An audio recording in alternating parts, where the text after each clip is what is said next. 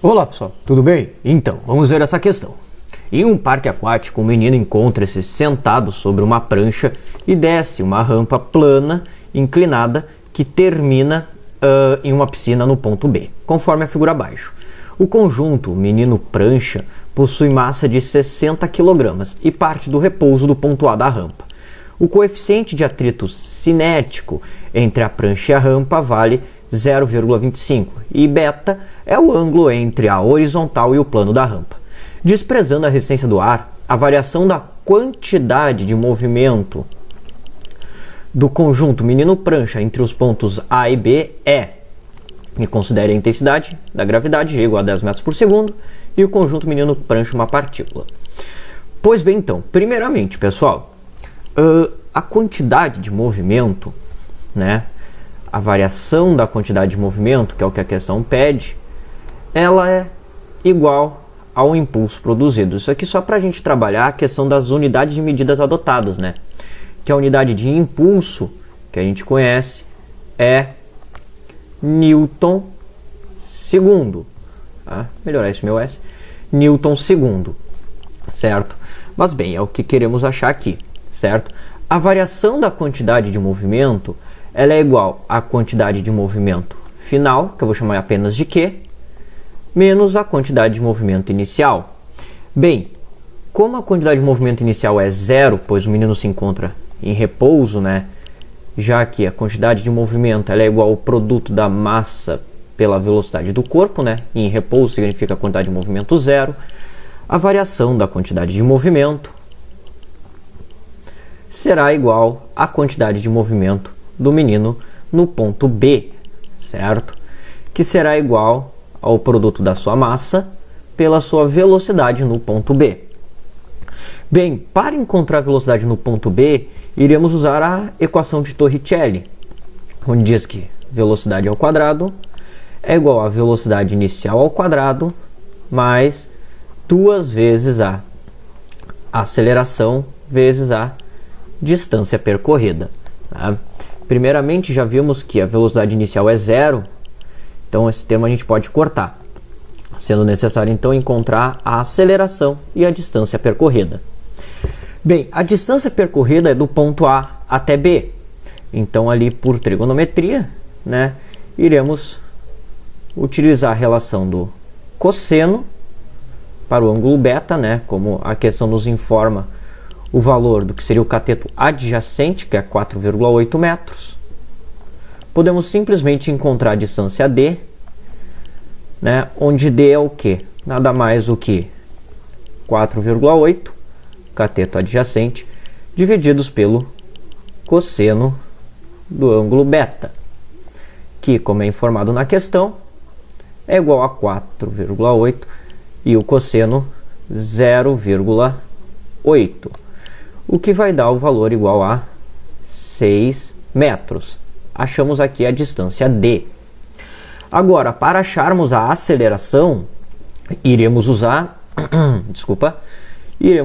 a relação da segunda lei de Newton, né? A ideia de força resultante. O que é a força resultante? É o produto da massa pela aceleração. E fazendo um diagrama de forças aqui no garoto, temos o seguinte, temos a força-peso, ok?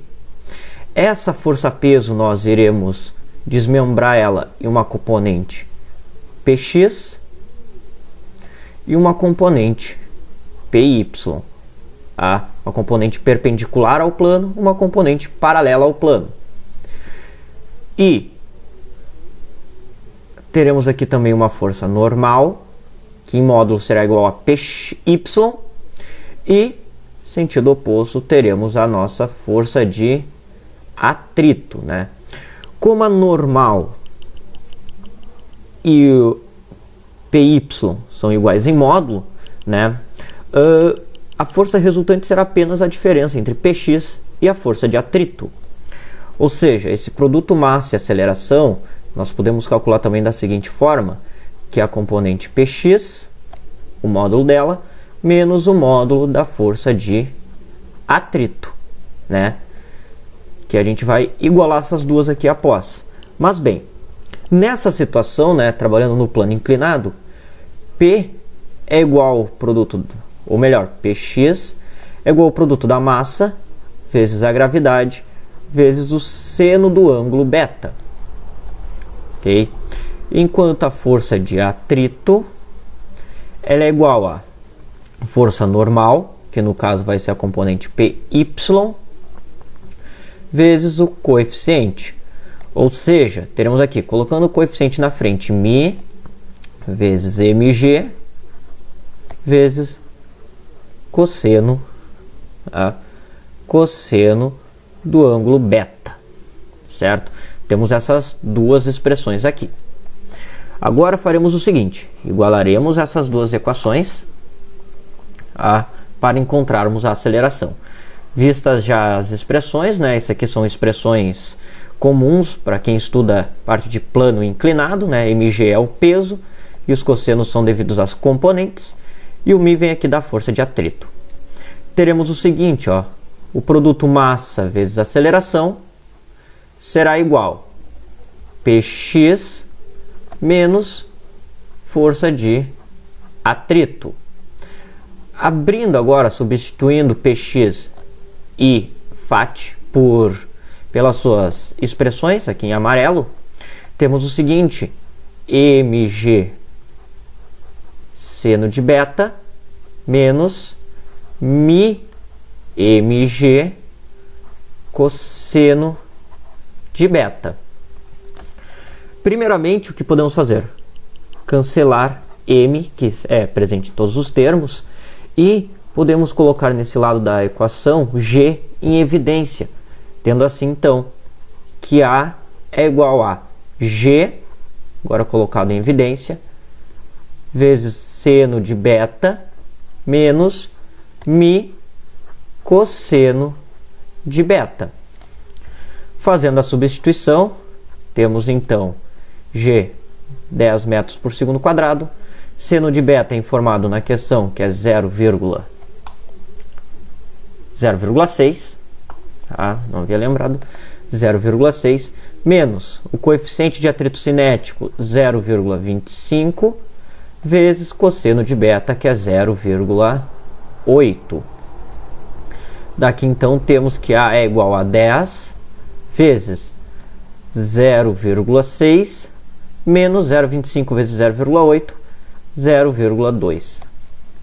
O que dá 10 vezes 0,4, logo a aceleração é igual a 4 metros por segundo ao quadrado. Vou fazer aqui que eu estou mudando o S, metros por segundo quadrado. Achada a aceleração então e a distância, podemos encontrar velocidade v, né? Voltando para a expressão de Torricelli, né? Retornando ali o que nós temos, né? Que v ao quadrado é igual a 2 vezes a vezes d, né? Pois v0, v inicial, te igualou a zero, né? Que ele está em repouso. Daqui então, v ao quadrado será igual a 2 vezes 4 vezes 6, né? O que dá 48, certo? Bem, como v quadrado, ou v está fazendo uma potência, passamos isso para o outro lado aplicando uma raiz quadrada. Então temos que v é igual a raiz quadrada de 48. Então, fazendo uma racionalização aqui mais abreviada, né, eu vou dizer que 48 ele é a mesma coisa que 3 vezes 16. Né? 3 vezes 16 é 48. Bem, 16 ele possui raiz quadrada, é 4. Raiz de 3 já não, então ele fica aqui. Então temos 3 raiz de 3 metros por segundo, o valor da velocidade v. Aí, finalmente, iremos agora encontrar a quantidade de movimento, ou a variação da quantidade de movimento dos pontos A, B. Né? Como vimos ali, a variação da quantidade de movimento é a quantidade de movimento final no ponto B, que é igual ao produto da massa pela velocidade.